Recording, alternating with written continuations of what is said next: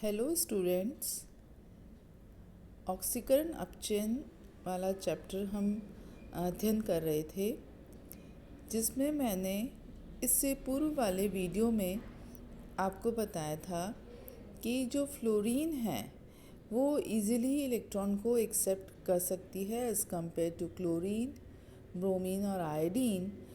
यही कारण है कि फ्लोरीन स्ट्रॉन्ग ऑक्सीडाइजिंग एजेंट है। पर इम्पॉर्टेंट चीज़ ये है कि जो भी गणना की जाती है वो स्टैंडर्ड इलेक्ट्रॉन पोटेंशियल के कंपैरिजन में की जाती है और उसी के रेफरेंस में हाफ रिएक्शन मेजर करते हैं।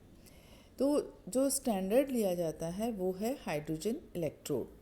हाइड्रोजन इलेक्ट्रोड को स्टैंडर्ड मानने के लिए जो कंडीशन रखी गई है वो है 25 डिग्री सेंटीग्रेड और 1 एटमॉस्फेरिक प्रेशर पर जो पोटेंशियल डेवलप होता है वो हाइड्रोजन इलेक्ट्रोड पर उसका मान 0 लिया जाता है। जैसा कि मैंने लिखा है H plus electron gives H is equal to, इसका जो पोटेंशियल है वो 0 के बराबर है।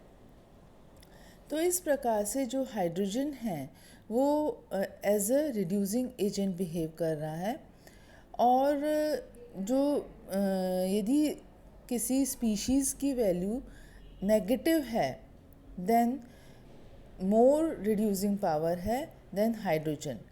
तो इस प्रकार से जो है तुलना की जा सकती है। इसके अतिरिक्त कुछ सब्सटेंस ऐसे होते हैं जिनकी पॉजिटिव वैल्यू ज़्यादा होती है तो वो ऑक्सीडाइजिंग एजेंट की तरह बिहेव करते हैं। तो इसका मतलब कि जो स्टैंडर्ड लिया जाता है वो हाइड्रोजन इलेक्ट्रोड दिया जाता है या SHE भी कहते हैं, standard hydrogen electrode. Next point जो मैं डिस्कस करना चाहती हूँ वो है कि रिडक्शन पोटेंशियल डायग्राम क्या होता है, ये तो मैं बता चुकी हूँ। अब जो उसका उपयोग था उसमें हमने ये देखा था कि कोई भी अभिक्रिया थर्मोडायनामिकली पॉसिबल है या नहीं है, उसका ज्ञान हमें इसके द्वारा होता है। जिसमें ये मैंने एग्जाम्पल लिख रखा है कि FeO4 2- गिव्स Fe3+। तो इसका इलेक्ट्रोड पोटेंशियल E0 = 2.20 है। तो इस प्रकार से यदि कोई अभिक्रिया होती है तो उसमें डेल्टा G की वैल्यू नेगेटिव होगी, मतलब कि फ्री एनर्जी का मान नेगेटिव होगा और ये नेगेटिव उसके स्पॉन्टेनिटी को या उस रिएक्शन की स्पॉन्टेनियस रिएक्शन या स्वतः होने वाली अभिक्रिया की तरफ इंगित करता है। इसी प्रकार से मैंने पूर्व में stability of the oxidation state के बारे में बात की थी कि किस प्रकार से रिडक्शन पोटेंशियल डेटा जो होता है वो हमें किसी भी ऑक्सीडेशन स्टेट की स्थायित्व के बारे में कि वेदर इट इज़ पॉसिबल और नॉट, उसके बारे में भी हमें ज्ञान देता है। तो जिसमें कि आप ये देख रहे हैं कि मैंने एग्जाम्पल जो लिखा है वो है Fe3+ गिव्स Fe2+। तो इस तरह का जो कन्वर्जन हो रहा है उसमें E0 का मान 0.77 वोल्ट है। तो ये मान इस तरफ दिखाता है कि रिएक्टेंट और प्रोडक्ट जो है वो क्या स्थायी हैं या नहीं हैं। तो देखा गया है कि Fe2+ और Fe3+ जो है वो इक्वली स्टेबल है towards the oxidation and reduction. और फॉर द रिडक्शन रिएक्शन, यदि हम अपचयन रिएक्शन की बात करें जिसमें Fe3 से Fe2 बन रहा है या Fe2 से Fe बन रहा है, तो free energy change delta G का मान पॉजिटिव है। तो ये दोनों ही चीज़ें ये शो कर रही हैं कि Fe2+ और Fe3+ are not converted into the Fe, क्योंकि डेल्टा G का मान पॉजिटिव है और इसीलिए रिडक्शन इज़ नॉट पॉसिबल। तो ये भी हमें जानकारी इससे प्राप्त होती है। अब मैं एक इम्पॉर्टेंट चीज़ पर आऊँगी जिसे बोलते हैं disproportion of a compound. Disproportion का मतलब होता है कि इसको हिंदी में बोलते हैं असमानुपातन, और समानुपातन को बोलते हैं प्रपोर्शनेशन, और असमानुपातन या डिसप्रपोर्शनेशन क्या होता है उस पर आज हम डिस्कस करते हैं, क्योंकि कई बार इसे शॉर्ट नोट में भी पूछा जा सकता है और ये रिडक्शन पोटेंशियल डायग्राम का एक पार्ट भी है। तो जो मैंने एग्जाम्पल लिखा है उसमें आप देख रहे हैं कि जो O2 gives H2O2 gives H2O, मतलब कि O2 का जो ऑक्सीडेशन स्टेट है वो 0 है, H2O2 में -1 है और H2O में -2 है। इनके कॉरस्पॉन्डिंग इलेक्ट्रोड पोटेंशियल भी लिखे गए हैं। तो जो डिसप्रपोर्शन होता है उसका मतलब होता है कि एक ही स्पीशीज़ के द्वारा जो है दो तरह की ऑक्सीकरण अवस्थाएं दिखाई जा सकती हैं। मतलब कि इस प्रकार की अभिक्रिया में तत्व उच्च ऑक्सीकरण अवस्था और निम्न ऑक्सीकरण अवस्था दोनों में होता है। तो इस चीज़ को मैंने इसमें दिखा रखा है। तो आप देखिए कि जो असमानुपातन है उसमें तत्व की ऑक्सीकरण अंक बढ़ता भी है और घटता भी है, अर्थात ऑक्सीकरण व अपचयन दोनों प्रकार की क्रियाएं साथ साथ होती हैं।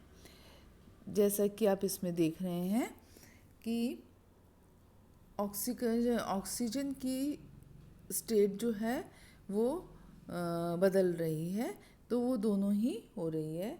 इसी तरह से यदि हम दूसरा एग्जाम्पल लें जिसमें कि मैंने आपको कॉपर का एग्जाम्पल लेकर बताया है कि जो कॉपर है उसकी +1 ऑक्सीडेशन स्टेट है, इट गिव्स +2 एंड 0। तो दोनों ही ऑक्सीकरण मतलब अधिक भी हो रही है और कम भी हो रही है।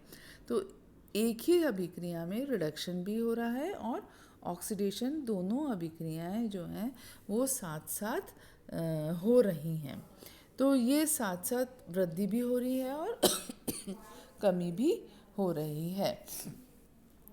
तो इसका मतलब कि जो कॉपर आयन है उसका जो बिहेवियर है वो ऑक्सीकरण व अपचयन दोनों में प्रकट हो रहा है, और इस प्रकार की अभिक्रियाएं जो हैं वो असमानुपातन अभिक्रियाएं कहलाती हैं, या असमानुपातन भी हम इसे केवल कह सकते हैं। इसी में ही एक और एग्जाम्पल लेते हैं जिसमें कि Mn4 के जलीय विलयन में अम्लीय विलयन में देखा गया है कि डिसप्रपोर्शन रिएक्शन होती है। मतलब कि Mn7 भी प्रकट होता है और Mn2 भी बनता है। इसका मतलब कि ऑक्सीकरण भी हो रहा है और अपचयन भी हो रहा है। तो जैसा कि आप इस अभिक्रिया में देख रहे हैं कि दोनों अर्ध अभिक्रियाएं हो रही हैं और दोनों के बीच में जो अंतर है वो 0.73 का है। E0 का मान 0.73 है और जो डेल्टा G है उसका मान नेचुरली माइनस में होगा। तो ये अभिक्रिया जो है वो स्वतः होने वाली है, स्पॉन्टेनियस अभिक्रिया है। तो ये हमारा जो है एक सिंपल सा एग्जाम्पल हो गया। एक एग्जाम्पल आप जो है Ag का भी दे सकते हैं असमानुपातन में कि Ag2 + Ag, इसके विपरीत जो होता है समानुपातन होता है। तो उसमें आप एक example Ag2 + Ag gives 2Ag+, उसका दे सकते हैं, जिसमें कि दो ऑक्सीकरण अवस्थाएं मिलकर एक ही एलिमेंट की एक प्रोडक्ट का निर्माण करती हैं। तो ये चीज़ है वो असमानुपातन के विपरीत है, इसीलिए इसे समानुपातन भी कहा जाता है, प्रोपोर्शन भी कहा जाता है। तो ये सारी चीज़ें जो हैं इसमें आप और भी कई एग्जाम्पल ले सकते हैं, जैसे कि Fe3+ Fe0 गिव्स Fe2+, मतलब कि +3 और +0 मिलकर बना रहे हैं Fe2+ बना रहे हैं। इसी तरह से कॉपर 2+ कॉपर गिव्स कॉपर +1। तो जब जो दो ऑक्सीकरण अवस्थाएं जो हैं निम्न और उच्च ऑक्सीकरण अवस्थाएं अभिक्रिया करके माध्य ऑक्सीकरण अवस्था का निर्माण करती हैं। उसे बोलते हैं कॉम प्रोपोर्शनेशन या समानुपातन। तो ये इसके बारे में हमने अभी क्लियर हो गया होगा। अब आता है स्टेबिलिटी इन एक्वस सॉल्यूशन। जलीय विलयन जो है उसमें जो स्थिरता है, यदि हम उसकी बात करें तो वो क्या मतलब है? इसका मतलब है कि जो रिडक्शन पोटेंशियल होता है, मतलब कि अपचयन विभव होता है, उसकी वैल्यू जो है वो हमें किसी भी स्पीशीज़ के थर्मोडायनेमिक स्टेबिलिटी की तरफ भी ध्यान आकृष्ट करती है कि क्या वो एक्वस सॉल्यूशन में स्थिर होगा, और यदि वो स्थिर है तो क्या उसका मान है।